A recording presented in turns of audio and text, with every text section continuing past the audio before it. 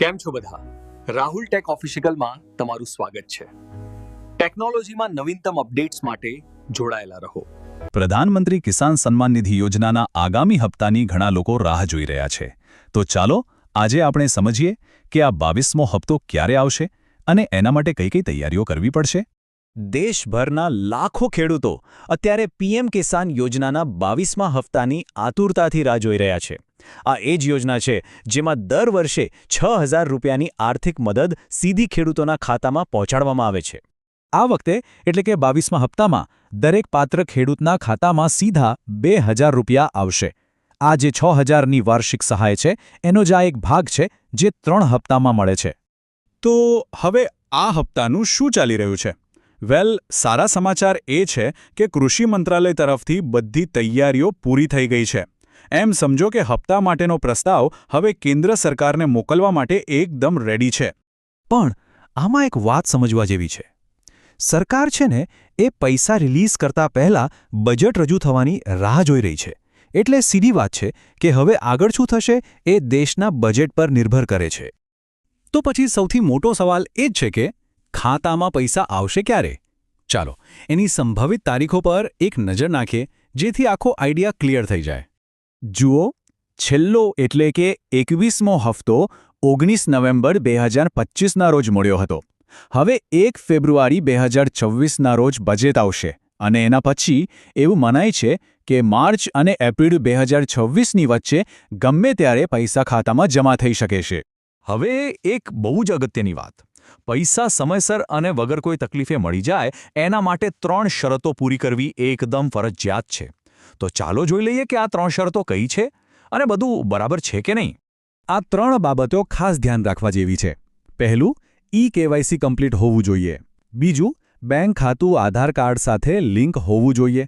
અને ત્રીજું, જમીનના જે રેકોર્ડ્સ છે એ પોર્ટલ પર રજિસ્ટર્ડ હોવા જોઈએ. યાદ રાખજો, આમાંથી એક પણ કામ બાકી હશે ને તો હપ્તો અટકી શકે છે. હવે મનમાં સવાલ થાય કે સરકારે આ બધી ચકાસણી ફરજિયાત કરી કેમ? આની પાછળનું કારણ શું હોઈ શકે?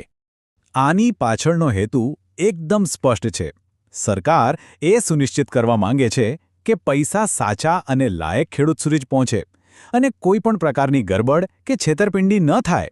એટલે કે આ પગલું ખેડૂતોના ફાયદા માટે જ છે. આ 3 શરતોમાં પણ KYC સૌથી અગત્યનું છે. તો ચાલો હવે એ સમજીએ કે KYCની પ્રોસેસ સરળતાથી કેવી રીતે પૂરી કરી શકાય. એના માટે 2 બહુ જ સહેલી રીતો છે.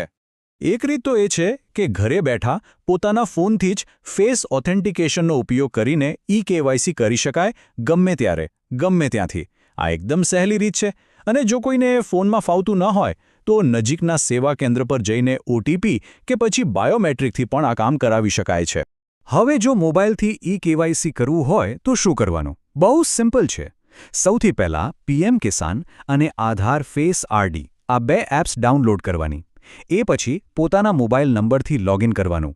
ત્યાં બેનિફિશિયરી સ્ટેટસમાં KYCનો ઓપ્શન દેખાશે. એ સિલેક્ટ કરવાનો અને છેલ્લે બસ પોતાનો ચહેરો સ્કેન કરવાનો. થઈ ગયું કામ.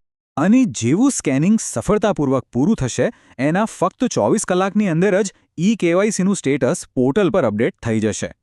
ખરેખર આ બહુ જ ઝડપી પ્રોસેસ છે. ચાલો હવે એ પણ જાણી લઈએ કે કયા ખેડૂતો આ યોજનાનો લાભ નથી લઈ શકતા. આ નિયમો સમજવા પણ એટલા જ જરૂરી છે જેથી કોઈ ગેરસમજ ન થાય. અમુક કિસ્સાઓમાં ખેડૂતોને અપાત્ર ગણવામાં આવે છે. દાખલા તરીકે જેમણે 1 ફેબ્રુઆરી 2019 પછી જમીન ખરીદી હોય એ લોકો, અથવા તો એક જ ઘરમાંથી 2 સભ્યો આ યોજનાનો લાભ લઈ રહ્યા હોય. આવા કેસમાં જ્યાં સુધી ફિઝિકલ વેરિફિકેશન પૂરું ન થાય ત્યાં સુધી પૈસા આવતા અટકાવી દેવામાં આવ્યા છે. તો આ બધી માહિતી જાણ્યા પછી હવે સૌથી અગત્યનું કામ શું છે? એ છે પોતાનું સ્ટેટસ ચેક કરવાનું. કોઈ પણ લાભાર્થી પોતાનું સ્ટેટસ PM કિસાનની ઓફિશિયલ વેબસાઇટ, મોબાઈલ એપ કે પછી કિસાન મિત્ર ચેટબોટ પર સહેલાઈથી ચેક કરી શકે છે. તો આજે જ સ્ટેટસ ચેક કરી લો અને ખાતરી કરી લો કે આગામી હપ્તો પાક્કો મળે. આશા છે કે આ જાણકારી બધાને કામ લાગશે.